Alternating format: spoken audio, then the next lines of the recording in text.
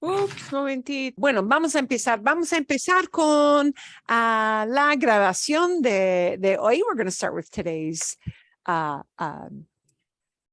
recording. Ok. A ver, y bienvenidos y bienvenidas. Espero que ustedes estén bien. Está lloviendo aquí un poquito, muy poco, Sí, pero un poquito. Sí, sí, poquito. Allá también. Sí. Wow. Ok. Bien. Sí. Bien. Me alegro mucho. Me gusta la lluvia. I like rain. So, okay. Antes de todo lo demás, everything, before everything else, we want to bring up just a reminder that there are many events with, we had shown you before with botanical gardens that are related to Dia de Muertos and the Oaxaca type celebrations. So, Google Botanical Phoenix. Is it called Phoenix Botanical Gardens? No, Desert Botanical Garden. It just happens Botanical to be gardens. DBG.org. Google that, because if you want to go take advantage of that in ranging through September and October, there are tickets to be the had. website is just dbg.org. So, Okay. So that's easy. Bien. Y otra cosita, one more little thing before we start. Hay dos sugerencias. There are two little suggestions. There seems to be a buttload of, no pun intended, of Spanish content dramas for fun to watch. And I say boatload because the first one is about boats, de barcos, sin límites, pero el título que, bueno, se llama en inglés, el título en inglés es Boundless, pero el título en español es Sin Límites. Es la historia de la vuelta del mundo, ¿sí? Por, como se dice en inglés, Magellan, ¿no? Que era portugués, pero la tripulación fue español principalmente. Pues no, la tripulación, the crew, fue internacional. Italianos, ingleses, irlandeses, españoles, portugueses, un poquito de todo. Pero la historia de la circunnavegación del mundo por primera vez, okay, que está disponible en Amazon, and you can choose the Spanish, although it's very interesting because they use a lot of vos. You hear a lot of vos, which in those days, which like shocked my daughter. It's like, oh, they're using bus. And Cantina. Yeah. But in Spain in those days, that was one of the you forms, you guys learn tú, ustedes, vosotros, ustedes. And then that bus thing that we have now is the bus that we use now. So if you watch Sin Límites, if you watch Boundless about Magellan's travel, you will hear them using bus and just think tú or usted, okay? In olden days, vos was another way of saying you, and it eventually came over into the New World because a lot of the people who came with the explorers into the Americas brought vos with them, and then vos completely died out in Spain. Died out. Nothing. Vosotros, yes, they use the plural of ustedes, but vos in Spain, they generally do not.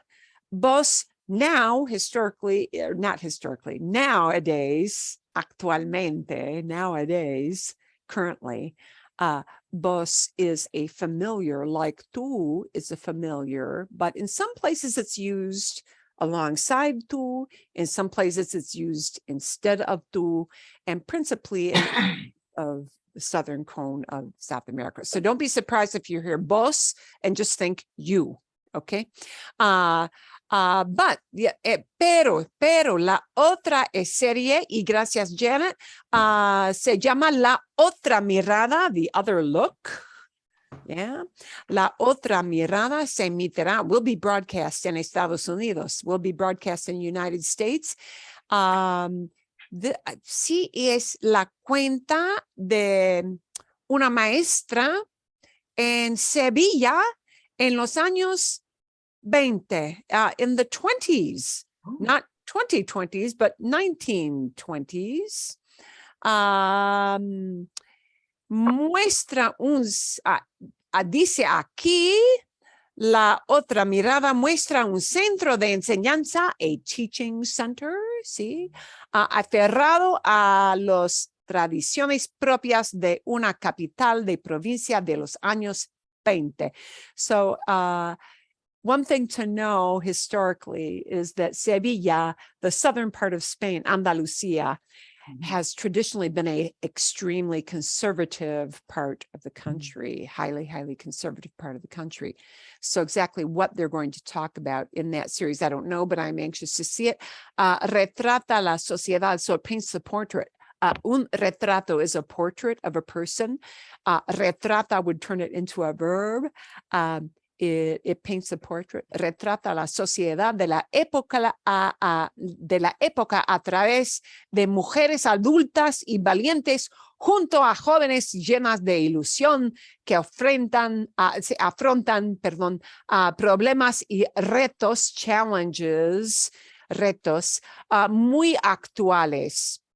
So they say that it has to do with problems that really are actually quite current. Retos muy actuales indica challenges that are very, very much happening in the here and now. Okay, current challenges actually, como el acoso, el maltrato, el machismo, la conciliación o la brecha salarial. Oh, the wage gap. Wow, wages between men and women. They're going to talk about that. Wow, acoso, bullying, they're going to talk about that. Maltrato, maltreatment. Well, okay, machismo, ya saben, you already know what machismo is about. Y defiende valores como la libertad, el respeto, la igualdad o la tolerancia. Okay, entonces, no sé exactamente, pero quiero verla. I want to see it. So I just hope I don't have too big of a paywall push with that. But if I do, I'll actually pay up because that sounds interesting. Okay. Vale. Bien.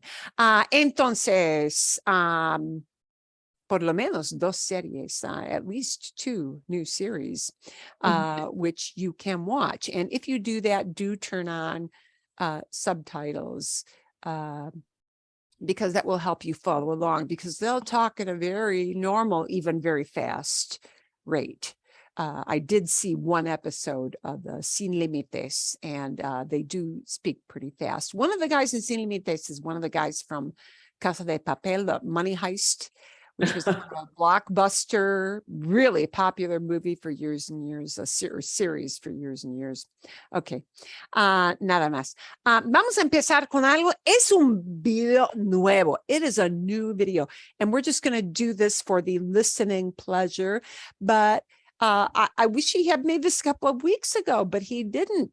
Es de Español con Juan. Y el tema es el jardín. Y for some of you who are new to our group, we did a whole series of vocabulary words dealing with landscaping and gardening and all of that. Pero vale la pena. It is worth it for us to watch. I'm not sure the subtitles are going to help us a lot because I think they're subtítulos so chiquititos. They've turned these subtitles into teeny tiny things. Pero vamos a ver para escuchar y acostumbrarnos. After listening, we'll take any questions you might have from last week's homework videos, and then we'll get into some warm up for our pasatiempos, our hobbies talk. So if you have notes that you took to help you remember what you want to talk about with your hobby thing, go pull that up while we've got this. Pero primero vamos a ver esto. So we're going to see this. Y vamos a escuchar aquí. Bien.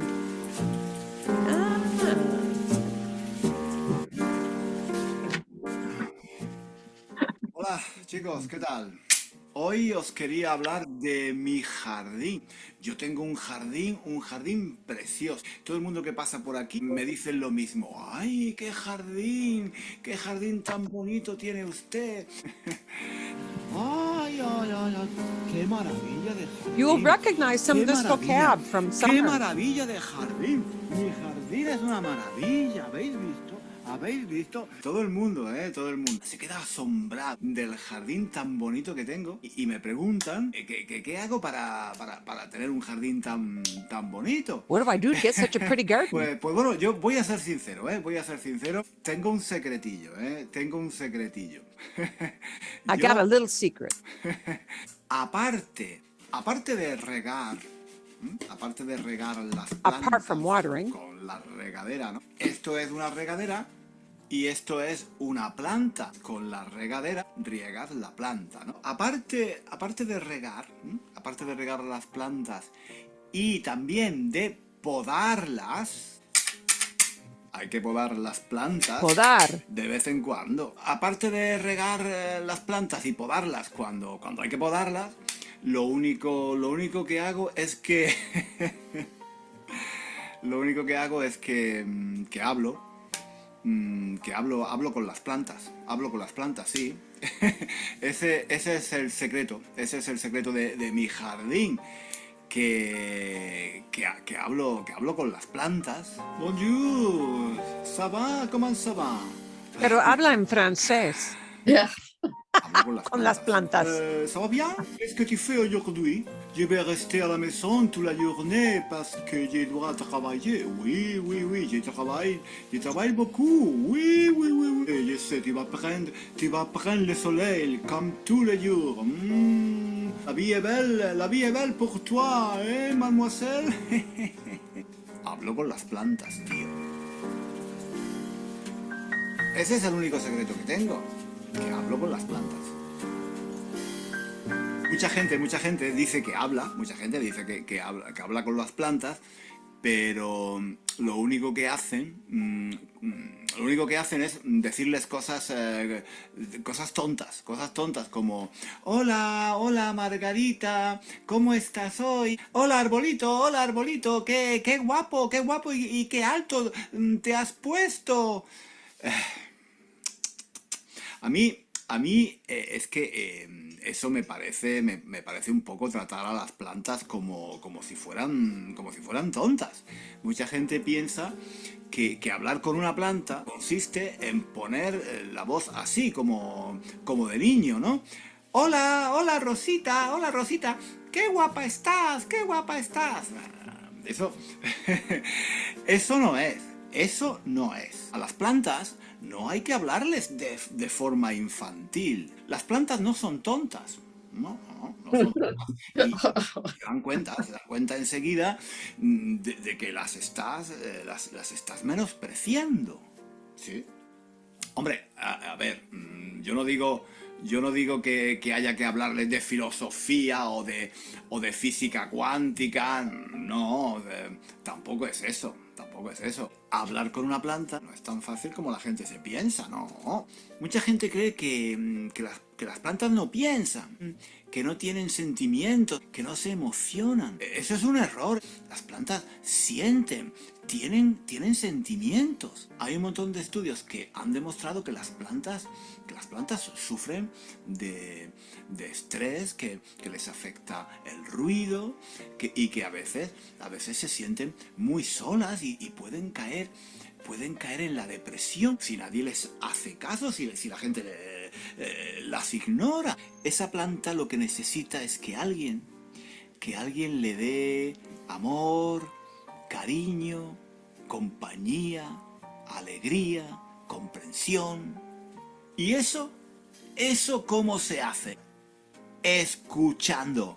Escúchalas y ellas te dirán qué quieren que tú hagas, qué les hace falta. cuando ya sepas cómo se sienten, háblales, tío, háblales. Pero no les hables como si fueran tontas. No pongas la voz de pito, ni les hables con un lenguaje infantil. No, porque ellas se dan cuenta enseguida y se piensan que les estás tomando el pelo. Yo, por ejemplo, a mis plantas les hablo pues como si fueran mis amigas. Como si fueran mis amigas. Bueno, casi como si fueran parte de mi familia. De verdad, no exagero. En mi jardín, por ejemplo, hay un árbol que es prácticamente como si fuera mi hermano. Yo lo considero casi como mi hermano porque hemos crecido juntos. A él lo plantaron cuando yo era chico, cuando yo tenía, no sé, 4 o 5 años, y lo he visto crecer.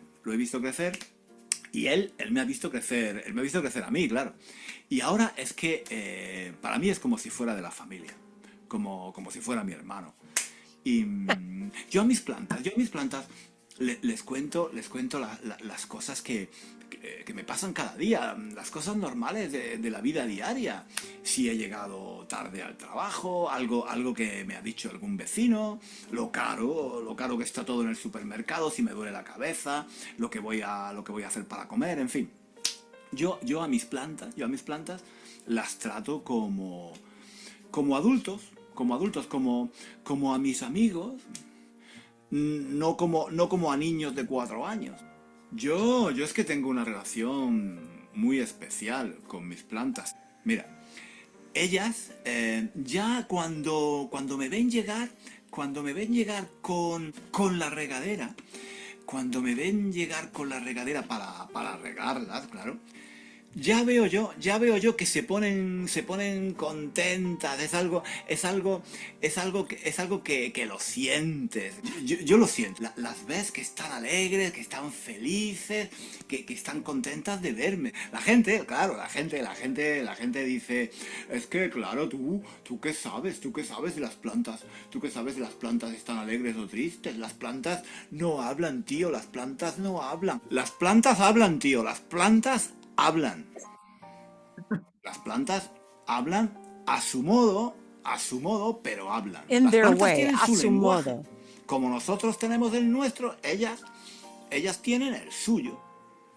Y ya está. Yo, en cuanto entro en el jardín, enseguida me doy cuenta de si están contentas de verme o si están un poco así, deprimidas, tristonas. Y entonces me acerco a ellas y les digo, niñas, ¿qué os pasa? ¿Por qué estáis tan chuchurrías hoy? ¿Qué os pasa? Es que no estáis contentas de verme. Es que no estáis contentas de verme. Y entonces yo voy notando que se van poniendo así como más tiesas, ¿no? Más derechas. Y yo creo que hasta me sonríen. Fíjate lo que te digo. Yo creo que hasta me sonríen. Claro. Cuando cuento esto, la gente se echa a reír. La gente se echa a reír y me dice, ay, pero ¿qué dices? ¿Cómo te van a sonreír? ¿Cómo te va a sonreír una planta? Pero si las plantas no tienen boca. Pues me sonríen, tío, me sonríen. A mí, las plantas me sonríen. Bonjour. Sonreír, ¿sí? ¿Qué dices eso? Yo con las plantas tengo una relación muy especial. Yo les cuento mis problemas y ellas me cuentan los suyos. Las plantas te dan lo que tú les des. Y son muy celosas, ¿eh? Son muy celosas. Las plantas Celosas, son jealous. muy celosas. Si un día le das más agua a una que a otra, o si pasas más tiempo hablando con una que con otra, se enfadan, son muy posesivas. Tengo que dedicarles el mismo tiempo y la misma atención a todas.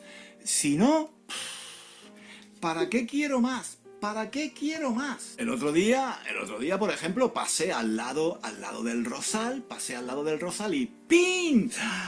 Me pinchó el rosal me pinchó con una espina. Pum, pum. Me hizo pin y me la clavó, me la clavó la espina. ¿Por qué? Porque estaba enfadado. Estaba celoso porque el día anterior yo había pasado un montón de tiempo hablando con los girasoles. Ahora el rosal lleva unos Girasoles. días de mal humor. Tengo que tener cuidado porque cada vez que me acerco, me clava, ¡ping! Me clava una espina y no veas cómo duele eso, tío. En fin. yo las quiero, yo las quiero a todas por igual, pero claro, lo que sí es verdad es que algunas plantas me caen mejor que otras. Por ejemplo, los cactus, pues, ¿qué quieres que te diga? Son muy secos, Very dry. un poco aburridos para mi gusto y muy introvertidos, no les gusta que te acerques a ellos. They don't want you to get near. Los árboles son muy divertidos. Yo me divierto mucho con los árboles. Son muy cariñosos, Me abrazan. Cariñosos me es de besan. affectionate. Son muy besucones, Son muy besucones. ¿Besucones? A mí me encanta. A mí me encanta que los árboles me abracen. Me transmiten una paz. Yo les hablo siempre en francés a todas las plantas del jardín. Ajá. Les hablo siempre en francés. Solo en francés. No sé, me sale más natural. Yo creo que no podría hablar con mis plantas en otro idioma, en inglés o en alemán. No. En francés. Tiene que ser en francés. En español tampoco. En francés. Not in Spanish el either, francés es el idioma del amor, de las flores, de la belleza. Bonjour, qu'est-ce que tu fais ce soir? Tu veux sortir avec moi ce soir? Ça serait magnifique.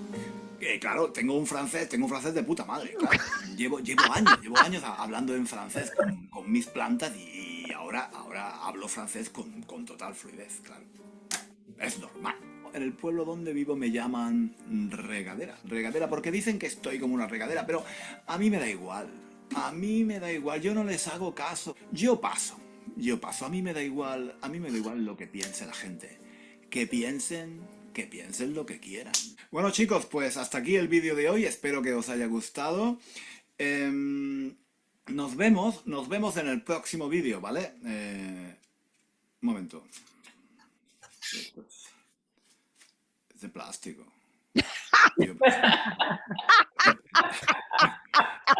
Es de plástico, tío, es de plástico. Esta maceta es de plástico. Okay.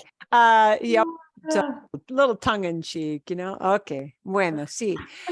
Vieron, ¿no? Sí que hay que hablar con las plantas como si fueron amigos, como si fueran hermanos, sí, que no debes de hablar con las plantas como si fueran niños. No, infantil. Lenguaje infantil, no, es fatal. That's bad. Okay, y así es. Y solamente habla en francés porque el francés es el idioma del amor, es el idioma de la belleza, de las cosas hermosas. Entonces, el francés es el idioma ideal, es el mejor idioma para hablar con las plantas, ¿sí? Ok. Interesante. Pero podar, ¿sí? Clipping, pruning y regar. ¿Bien? Ok. Muy bien. Quiero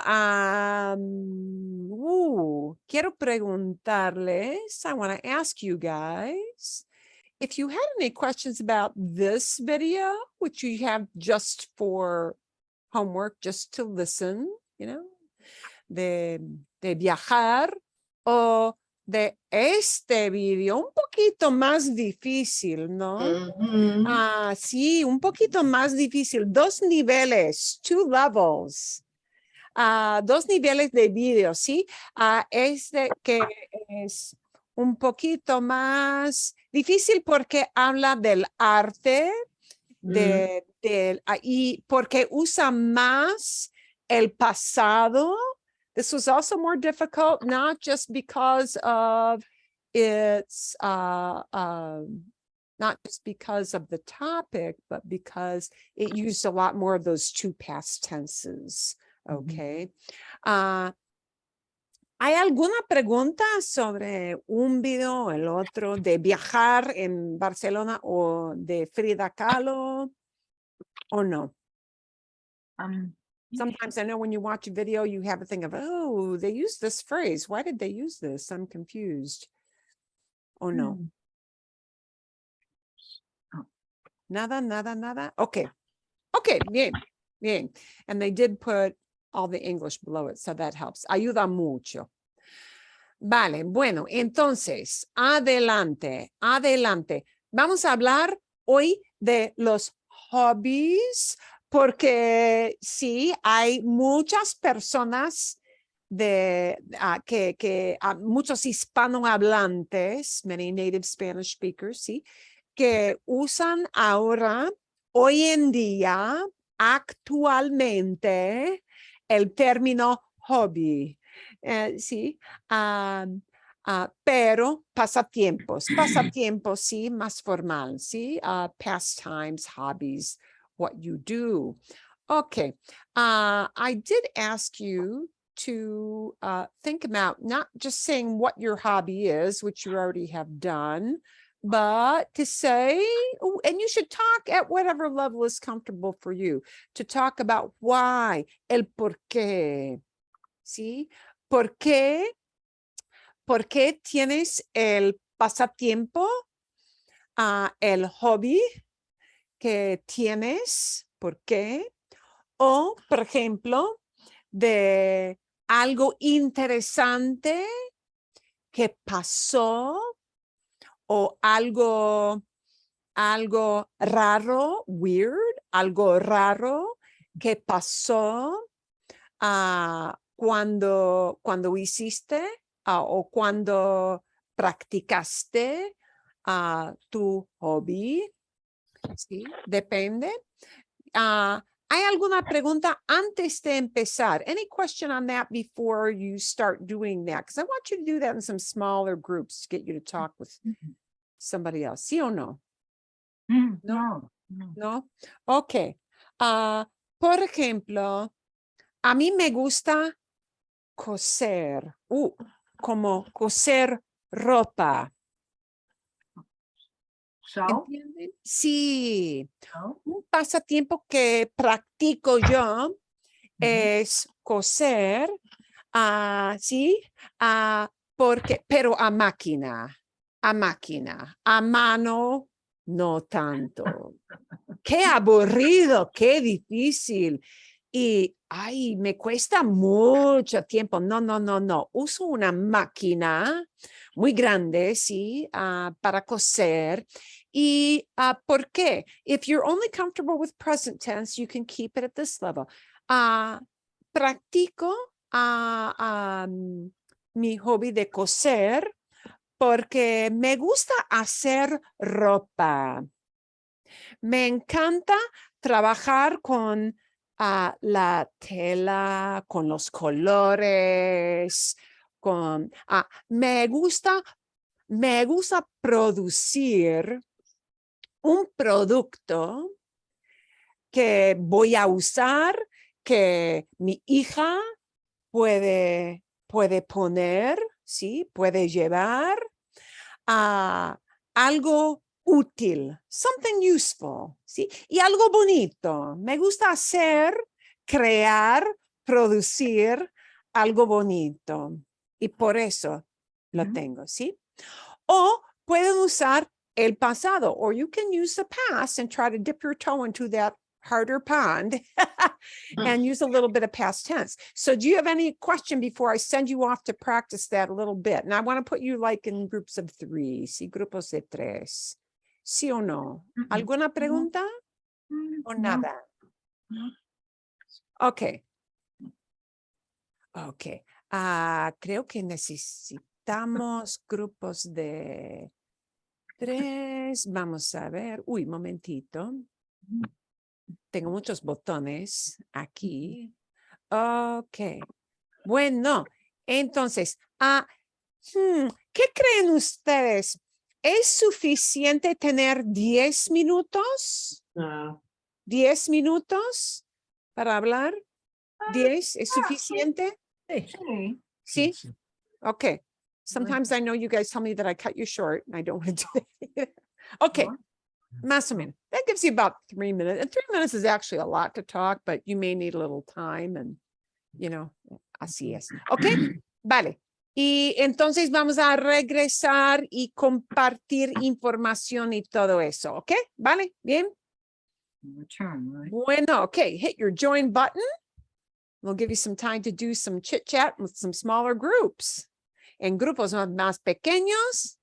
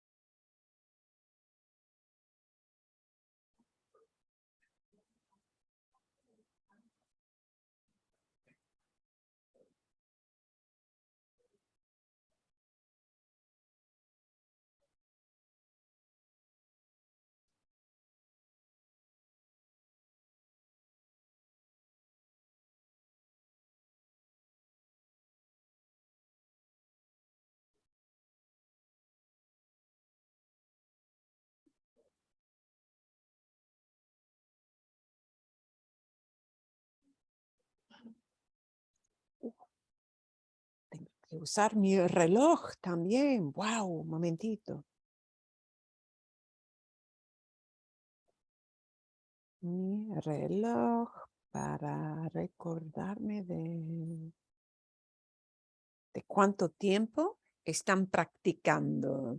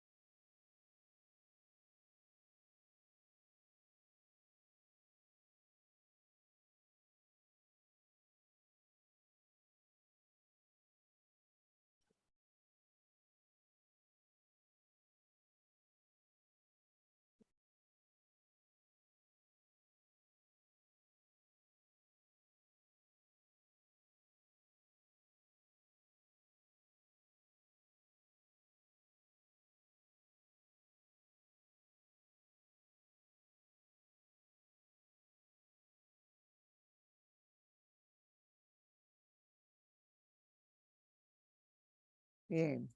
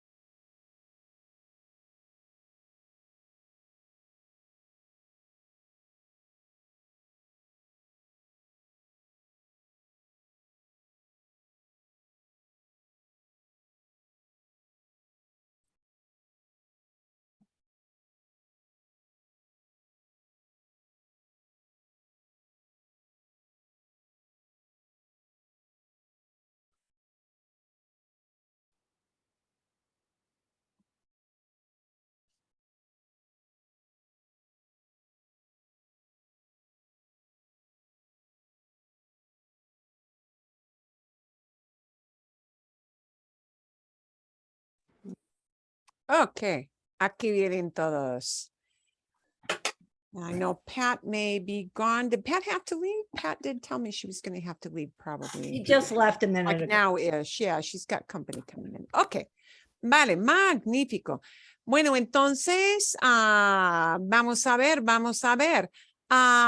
¿Quieren compartir algo o tienen ustedes alguna pregunta? Do you have any question about anything you used you didn't quite know? Sí, bueno, Juanita, dime. If you wanted to say one of my favorite hobbies, would it be un de mi pasatiempos favoritos? Uno de. Uno. Why do we need uno de mis pasatiempos favoritos? Well, I obviously don't get the un and the uno and the una. I mean, to me, just say it fast and nobody will know, right? Okay. But I wanted to know. Now, first of all, this is kind of one of those NBD, no big deal mistakes you make. You know, if you make it, is anybody going to bash you over the head? Claro que no, of course not. But, you know, it's interesting. The deeper you get, sometimes you say, oh, wait, I should know this, but I tengo una pregunta, pero tengo una pregunta. Okay. Anybody know why it has to be uno de mis pasatiempos importantes? Esteban, dinos.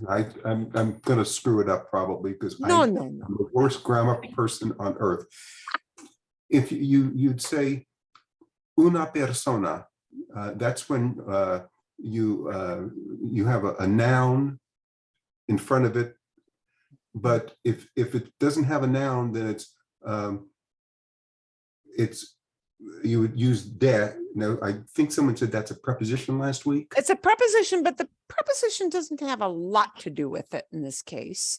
One of, yeah. Okay, so when is the only time we use it as un? When it's paired up with a noun. That's a masculine onesie kind of noun. So if I'm separating it from the noun, if they're not next to each other, now I've got to go to the full word uno, right? And there are a lot of words that are like that in Spanish that get the cutoff. Yeah, they get truncated, shortened. Okay, so un from the full word uno, because it's un boli, un celular, ¿sí?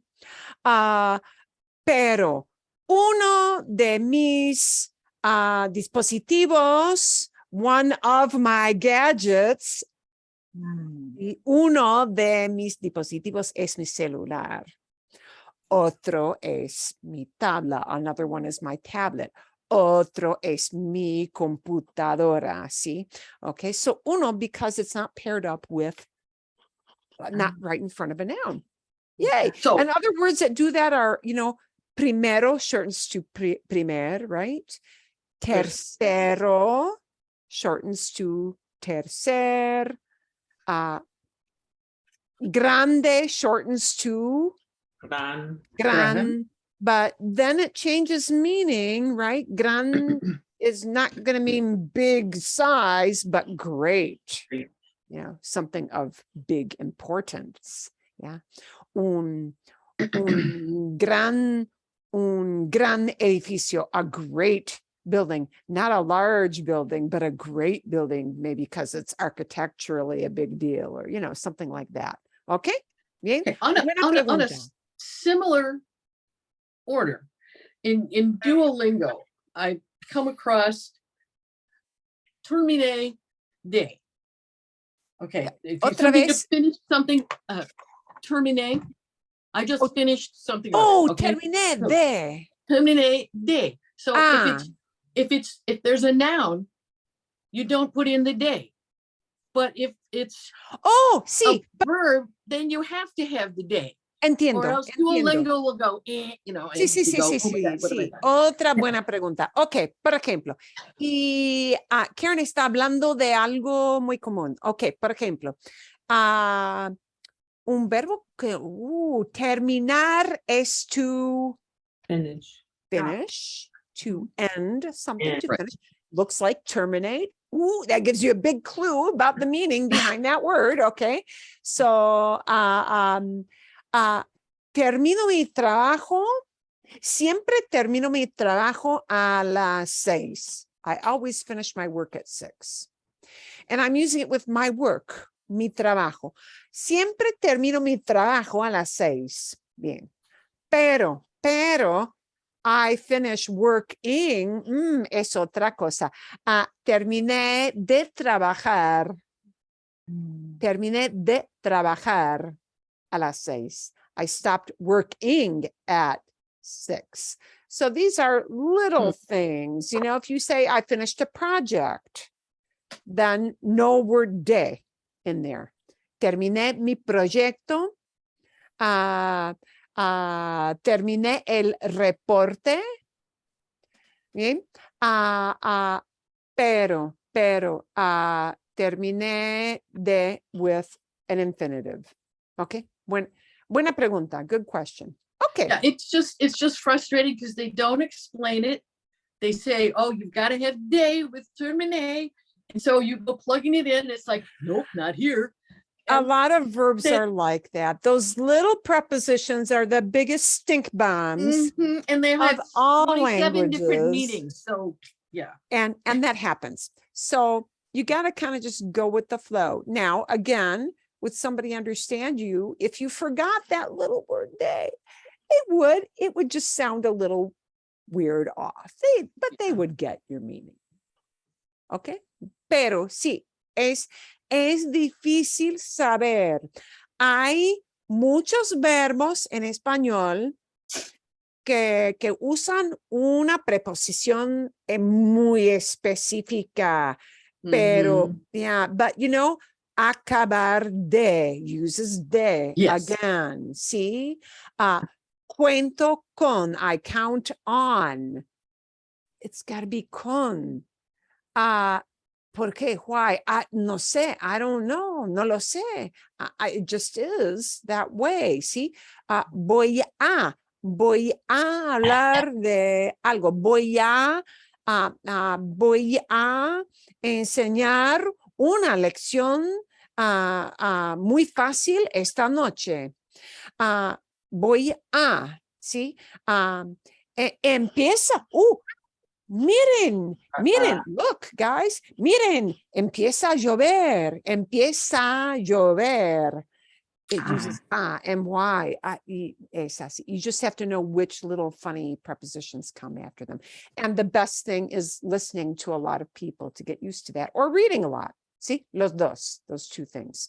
Okay, Susana, sí, dime. Just a clarification for me, when you were talking about boy, so it's ear, is it pretty much always ear? I thought it was ear if you're talking about a person or some, no, what? So if you're going to say, I'm going to walk, it would be ir caminar. Pues you got to conjugate the well, you got to conjugate it. Sí, vamos a caminar. Los niños van a caminar. Vas a caminar. Are you going to walk? Are you going to walk? Sí. But ir always has this tendency to use either with an infinitive or to name the place somebody's going to. So that word will either tell you, uh-oh, now I've got a location coming up, or it's there because you need it to seg into that second verb with that we Okay. don't conjugate. See? Right, so you don't, if you have two verbs, you don't conjugate the second verb, correct? Correct. If you're Okay. using them together like that. Yes, Okay. okay. Unos ejemplos, some examples. If you're not quite sure what Susana is talking about, or you're not sure of the types of examples. Hay 3 o 4 ejemplos muy fáciles. Cuando usamos dos verbos juntos, when we use two verbs together, but they're not talking about two different things. Right. Okay. So two different things that are both actions, but they're both separate activities, will both get conjugated. Okay, por ejemplo, miren, las paredes, the walls, las paredes de mi casa son feas. Son feísimas. Son muy feas, sí. Tengo que pintar. Pinto las paredes, Mhm. las paredes de la casa, pero antes, paso la aspiradora, I vacuum, muevo la posición de las sillas, ¿sí? Cubro los muebles, I cover, see, y pinto. Those are all separate actions, and I conjugate them all because I'm talking about them separate things. Pero, si quiero usar dos verbos juntos, es como decir, hablan de la misma acción. If we're using two verbs together and one gets conjugated, one does not, then that means they're working together to give a special, fuller meaning to that verb. Por ejemplo, quiero pintar mi casa. I want to paint. Voy a pintar mi casa. I'm going to paint. Puedo pintar las paredes. I can paint the walls. No puedo pintar las paredes. Es muy difícil. Sí, trato de pintar las paredes. I'm trying to paint the walls here. Sí, acabo de pintar. Hoy acabo de pintar. I just finished painting. O, por ejemplo, vuelvo a pintar las paredes. I'm painting again. Like something didn't go right the first time. I'm going to do it again. Vuelvo a pintar. And we need an there. But with quiero pintar, I needed no word. With puedo pintar, I needed no word in between. They're just right next to each other. So you just need to get a feel for which ones use an which ones use tengo que pintar. Uses que. Why does he use que? I don't know. We don't translate that little word, but it just has to be there because I can't have tengo pintar. Tengo que pintar. That's what people expect. And that's one of those things. If you didn't put the que in, if you just said tengo pintar, people would kind of, that sounds weird. To get it, I have to paint. Yeah. You're right. It's tener que is must. It's a must. Yeah. You can't fake that one. The voy a, you might be able to get away with a little bit just because that is so fleeting that, and if it blends into another word, maybe they'll miss it. Because it might, but yeah. Tengo que, you can't skip that one. Okay. Bueno, hay otras preguntas. Or are there other things you want to share? Sí, bueno, Federico, dime. So I think you just answered my question. I started mis pasatiempos favoritos son, and then I listed 4 things, and it was basically construction, health, travel, and landscape. And I think all 4 of those should therefore be infinitive. Is that right? Well, they might Because be infinitive, but they might not. It kind of varies. People will respond different ways. Well, let me tell you what I wrote, and then you chew it up. You ready? There's lots of Bien. material for you here. Lots of material. Okay. Son, mis pasatiempos favoritos son la construcción. Now, what about this one? La salud, health. La salud. Sí, sí, sí. Is that right? Sí. Then I switched to infinitive, viajar. Perfecto. Oh, boy, am I lucky. Federico. Oh, and the last one, I'm sure I must have, this will take me from an A down to a C. Paisajismo, which is landscape. I didn't put lot or anything in, I mean, L in front of it. I just Oh, said landscape. So what about that?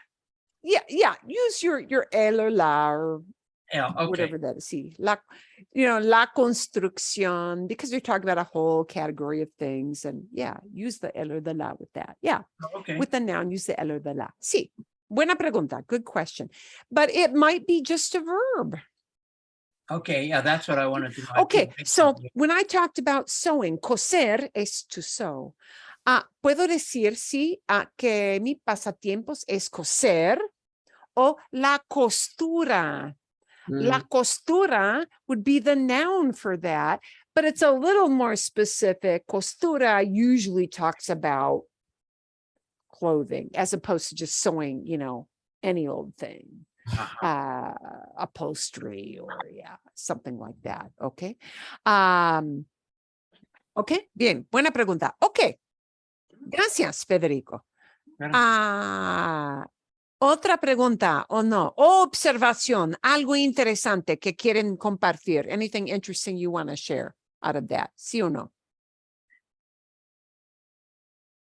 Nada. Okay. Vale.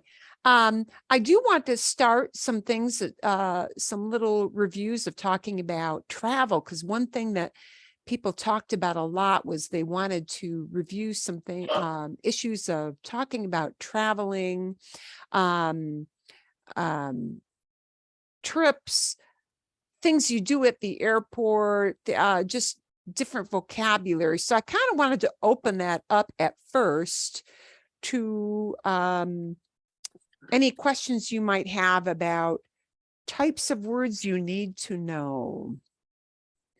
Lo que necesitan saber. Vocabulario. Estrictamente vocabulario. Any strictly vocabulary stuff you want me to like tally up. Yeah. Or nada. Because I know some of these words are going to be, avión es obvio. Ustedes ya saben, el avión up, an airplane. Yeah, ¿no? here's like an action, okay? Okay. I mean, this happened to us in France. You buy a ticket for the train and then you have to validate it, okay? Except the machine said compuesto and we're like, we're composting our ticket. We're not composting our ticket. What do we have in No es composting. Right. So I mean, there's got to be terminology like that. If you're using an ATM or you're buying a ticket from a machine or you're having to validate it, those kind of actions. She talked a little bit about that in that. Often it'll be something as simple as verificar. And there are, I'll make sure I get like a whole list of things because I'm sure there's more than one. Ahorita lo que puedo decirte, what I can tell you right now es algo como verificar, verify. Mm-hmm. Sí. Es buena palabra. Necesito verificar. Or revisar. Revisar sounds like revise, revisar. But that means somebody is like going back and checking it out again. Yeah. Like they're checking through your luggage in la aduana. Yeah. Or okay. Revisar. Or maybe you need to look at your, voy a revisar tu reserva o su reserva. I'm gonna go check out your reservation, tu reserva. I'm going to go check that out. And that says you're going back in and looking at it again. Yeah, maybe you need Revisar. to present your ticket to the conductor or show your passport to the agent. Show. You know, Muy fácil. Mostrar. Mostrar. Okay. Quiero mostrarle. I want to show you. Quiero mostrarle mi boleto, mi billete. Sí. Okay. Una como pregunta, as a question. Disculpe, señor. ¿Tengo que mostrarle mi billete? Do I have to show you my ticket? Sí. O necesita usted ver mi billete? Algo así. Something like that. No? Bien. Okay. Any other things you want me to get a little list for? And if there's some specific vocab, because I'm going to work up some little drills that'll help you practice that next week. Oh, and Kathy, if you're trying to talk, you're on mute. Perdón, Catalina. Okay. Leyendo, reading the signs when you're driving in Mexico, the traffic signs. Ooh, I think there's some good sources I can go to. Mhm. Meaning what they will look like, or just the words that Well, what the actually- words mean. I helped my daughter when she was driving to Puerto Peñasco, but I could read some of the signs and tell her what they meant. But there were some signs we didn't know what they meant. We don't want to violate a law if we don't know what it says. Oh, yeah. And I may have to look some things up there because I am not one who has done a lot of driving myself abroad. I always am on a bus or in a train or on a, Well, you know, that is a good idea. I'm not the driver. So that's just for relaxation reasons. Well, we think about alto. Yeah, well, pues sí, alto. Alto or pare, right? Pay attention next time. Go to YouTube and pull up some of the information on the latest el huracán in Puerto Rico.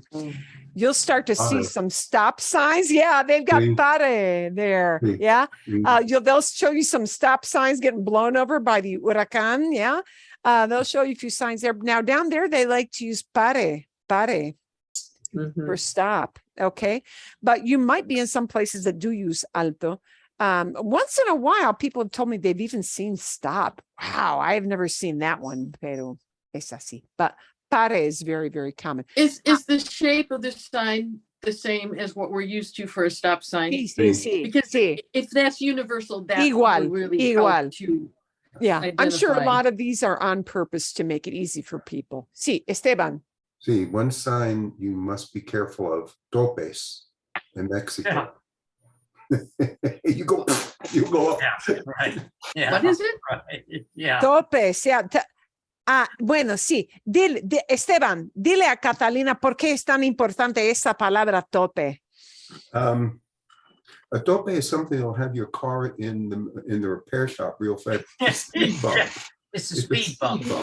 And they put these things. Sí, speed bumps. And Mexico is very notorious for having lots of topes. Yeah. In place like close together, where people say, ¿por qué? ¿Por qué hay topes por todas partes? Where these topes are so close together, ¿sí? Eso es, sí, un tope. Okay, sí.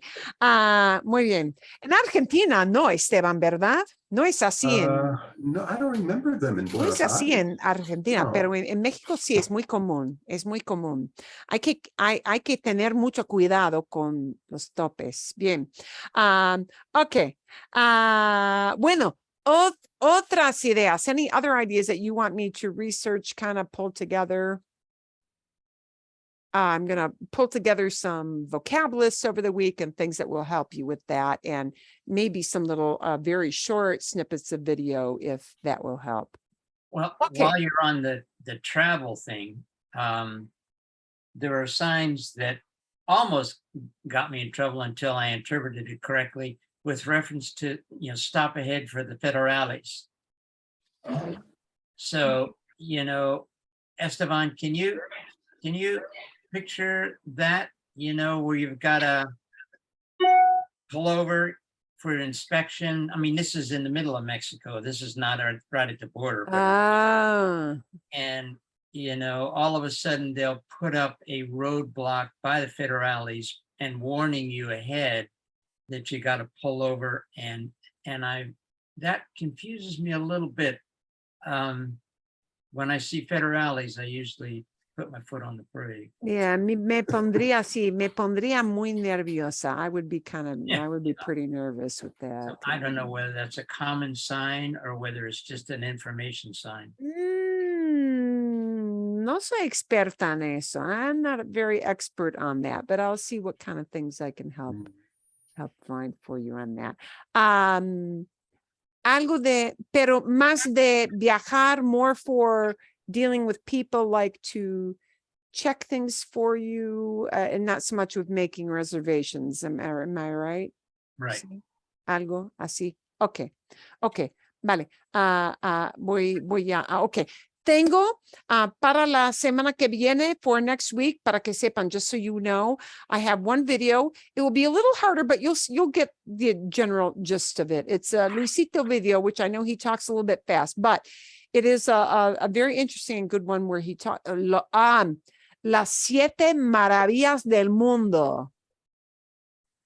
Claro que Wonders of the world. 7 wonders of the world. 7 wonders of the world. Okay. Entonces, una tarea va a ser, sí, un video de Luisito. Y Luisito siempre está viajando por todo el mundo. Luisito es mexicano, un joven de 30 años. Pero es muy interesante porque habla de viajar para buscar, sí, es una búsqueda, pero un viaje para ver las 7 maravillas del mundo. Okay. Y algo más fácil, but I do want to ask you before I get this assigned, because I don't remember, no recuerdo muy bien. Disculpen, perdónenme, por favor, please forgive me, but I had 2 videos and I can't remember which one I gave to which class. Did you guys already get this video about love on the train? No. No. I don't think so. No? Oh, wow. Okay. Love on the train. Okay. This will be your kind of fun video because it is cute. They don't talk as fast as Luisito. Y es un cuento o una historia del amor entre jóvenes en un tren. Y es una historia muy preciosa. It is just the cutest thing. It will make you laugh. It is cute. If you ever traveled as a teenager or a college kid or anything like that, and you ever had any of these little things happen, you'll say, oh, to be young again. Okay. Eso es. Okay. I do want to know, and give me a little hands up. Do you need any or don't put your hands up, and then I will know if I need to send this out. Do you need any little primer files on how to recognize past tenses to help you with that? Esteban, no. Janet, claro que no. No. Sí, Brian? Okay. Bueno, Kathy, sí. Bien. Okay. Como un repaso, you're going to get a lot of these little videos to use for listening, and these are super helpful because we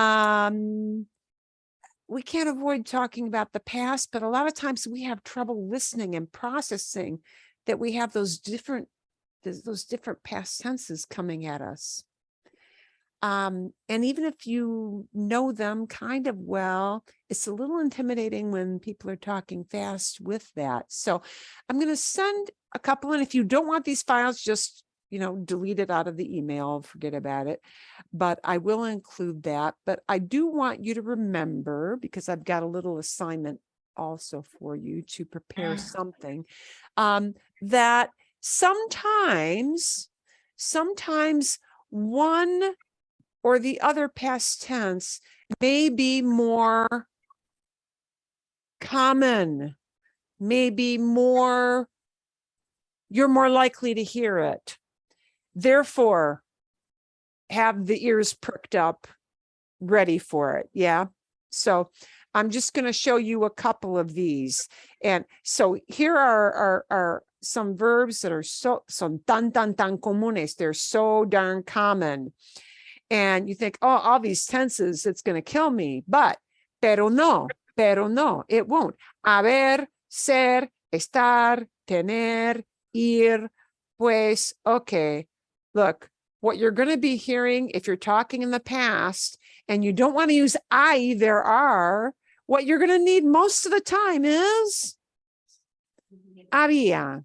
That's the one you're going to hear more. Sure, you might hear the preterite hubo, but it's not as useful to you when you're talking or even listening. It's not as useful as había, because we use había all the time.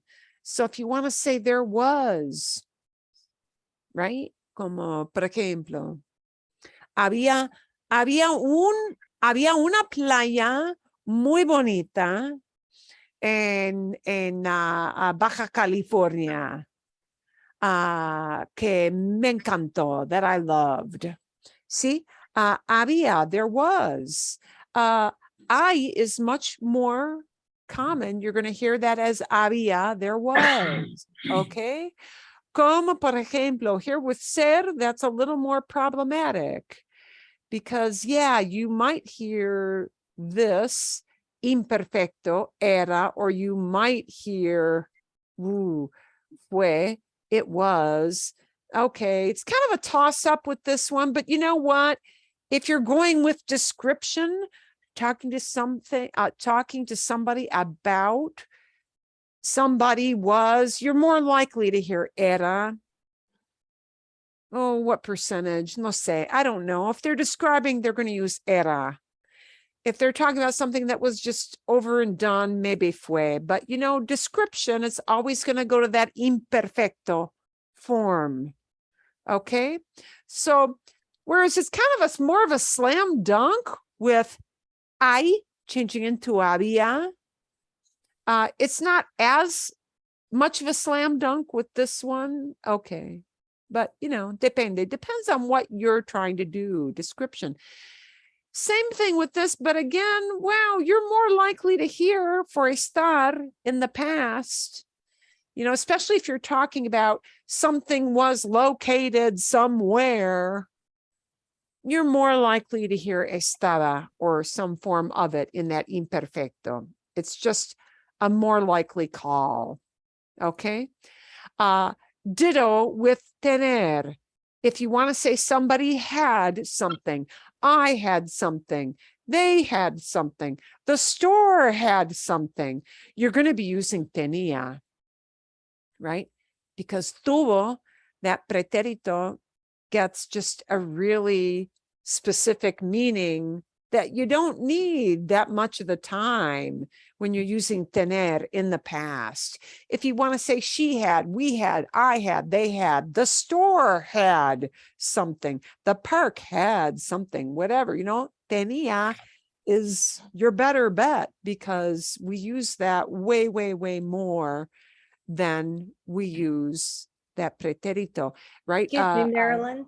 Sí, Question? dime. So and this just popped into my head. If you wanted to say, I was 15 years old when, would you use tenía? Because when you say I have 15, or would you use? ¿Qué creen ustedes? What do you guys think? The perfect? I I mean, think you- Rita? And What when do you you- have to say tenía 15 años, It's going to be tenía. It Mhm. is, okay. And you're going to hear that in the little story. So interesting Oh. that you bring that up. Okay. You are going to hear them talking and using that. All right. So be on the lookout for that phrase. But why do you think that is? Wait a minute. If I was 15 when this happened, wasn't I 15? Isn't that kind of like really over and You use done? imperfect with the age. Right. Why? Yeah. Whenever don't you know talk why. about somebody's age, whether you mention specifically an age in with years, or you just generally say was young, was old, it's always going to be imperfecto. Always. So age is always going to be tenía 20 años, tenía 16 años, tenía 25 años. Okay. Or if you're using a more general term, it might be cuando era adolescente, when I was a teenager, cuando era niña, when I was a little girl, cuando era joven, when I was young. Mhm. Okay. But we only use era with a vague description, not with a number in years. Yeah. Because we cannot say cuando era 20. You can't say when I was 20 using ser. You need to say when I was 20 using tener, right? But you just use it in the past, tener. All right, Right? thank you. Tenía. Gracias. Tenida. Ok. Buena pregunta. Muy buena pregunta. I have Okay. another question. Sí, sí, Sorry, dime. tener also. What about like I had to, like tener que? Is that? Oh, okay. Buena pregunta. What a good question that is. You know, you hear it both ways. Yeah, I've heard it both. Okay. You hear it both ways. So, this is qué buena pregunta. What a good question this is. Tuve, tuviste, uy, qué forma fea. What an ugly verb form this is, because it doesn't look like tener, right? This is one of those ugly irregulars, ugly for us, not for them. Ugly because it's hard, difícil. It is hard to remember that tener has such a weird looking thing in pretérito. Tuve, tuviste, tuvo, tuvimos, tuvieron. Okay. And if you're new to this group and if you've never seen past before, it's a good rule of thumb. Just learn that yo form first and leave it at that for now. So you can talk about yourself. Okay. But tuve and its other forms is very, very specific in that it often changes the meaning of tener really to more like got, received something. Okay. So here's how you will never hear tuve to say I had, because it won't really mean I had. I could say, tuve muy buenas noticias de AutoNation. I got really good news from AutoNation. Sí, no tienen que reparar mi carro. No me va a costar mucho. It's not going to cost me much. Tuve buenas noticias. I got good news. Okay. So that's what it's going to mean. But I'm never going to use tuve to say, tuve $20 en mi cartera. I had $20 in my wallet. I cannot do that because your wallet didn't just like magically receive $20. Yeah. Tuve, to say I had something in my possession, like I just had it around, it's always tenía. Because tuve $20 would have to mean I received $20, like as a check or in the mail or somebody put it right there, not I had it around. Okay. But tener que is kind of a different, es otro animal. Wow, that's a different animal. People might say, tuve que salir, I had to leave. Okay, so there's a really common way you might hear pretérito with tener. Tuve que salir, I had to leave. And you're really, by putting it in pretérito, you're putting a real period, a real end point to this had to happen. You're making it, you're finalizing it very much. Okay, but you might hear people say something like, pues, por ejemplo, en una descripción es la clave. Here's really the key. If somebody is just going on a real description rant, like, ¿cómo? Por ejemplo, bueno, fuimos al parque y en el parque descansábamos, hacía muy buen tiempo, hacía sol todo el día,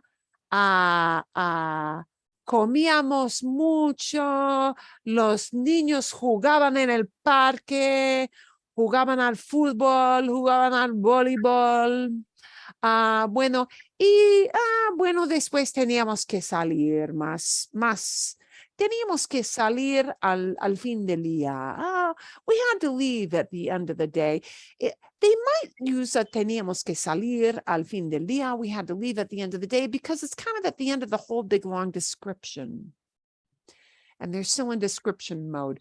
So people may use either preterite to put a real end to it or imperfecto because it's just part of the storytelling.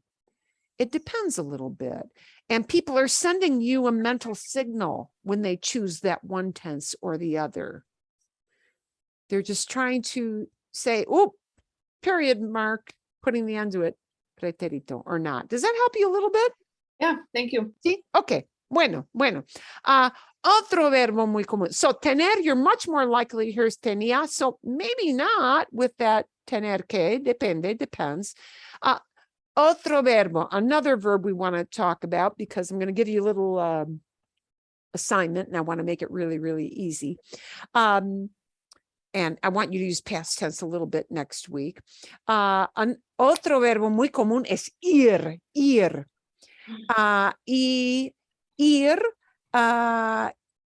wow. You know what? If you're just talking in the past, you're probably more likely to hear these pretérito forms.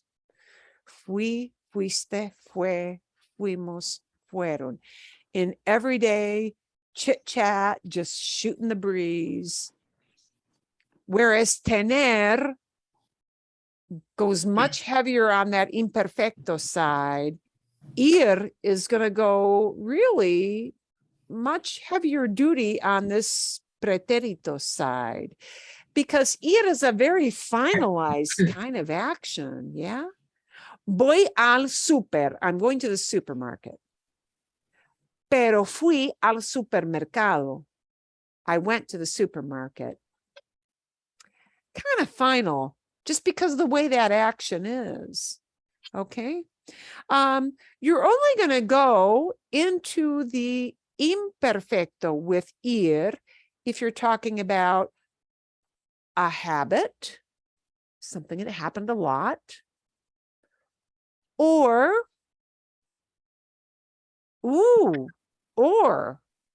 if your intent is to say, I was going to do that. Oh, I was going to do that.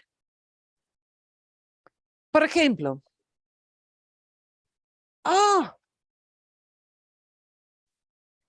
iba a enviar estos postales. Wow, I was gonna send these postcards. Iba a enviar. Iba a llevar, take in, ¿sí? Iba a llevar las postales al correo. Oh, I was going to do that. When you say that your intention was you were going to do something, they will use iba. But you're much higher percentage of the time, you're going to use this because most of the time when we talk about that, we're not saying I was going to. but I regret that I didn't do it. More times you say, I went here, I went there, my kids went there, whatever, lo que sea. Okay, bien, bien. Going to have a little story to listen to just for fun, and we'll play a little bit with travel vocabulary next week. And you'll have a couple of stories to listen to, but as an kind of an offshoot of not the Luisito 7 Wonders of the World, but the train love story. I want you to talk, but very briefly. I don't want you to tell a long story. I want you to talk about an old girlfriend or an old boyfriend, or maybe your first boyfriend or your first girlfriend, because that's what this guy's story is going to be about. It should be something cute or maybe slightly embarrassing. No sé. I've got a story. I'll open up with my story. Oh, boyfriend. That's interesting. Hope my husband's not around when I tell that one. But algo breve, something brief. So this is not a term paper. Yeah. This is maybe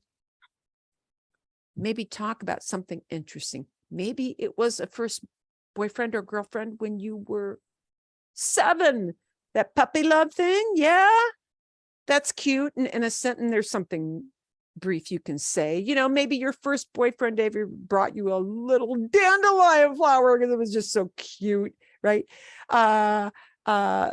Maybe you want to talk about your prom date or what, lo que sea, whatever. But talk about, it could be a description. So you could keep it really simple and say, physically, tall, blonde, black hair, athletic, jock. I don't know, something. It could be as simple as a description. It could be something cute that this person did. It could be why you liked that young girl or young guy or whoever that was. But you'll get kind of an idea when you watch the video. But it's really, really very wide open. But I want you to use some past tense. Okay. And you might just kind of say where you went on a date or what that person was like. It's very wide open, but try to use some little bit of past tense. ¿Está bien? Good? Está bien. Bien? Perfecto. And we'll work up some little things to play with some travel vocabulary. I'm going to try to find some other interesting information to work into that based on things that you've asked me about. See, and have you do maybe a little role playing with that next week too. Okay, vale? ¿Todo bien? All good? Todo bien. Gracias. Excelente, excelente. Entonces, eso es todo para hoy.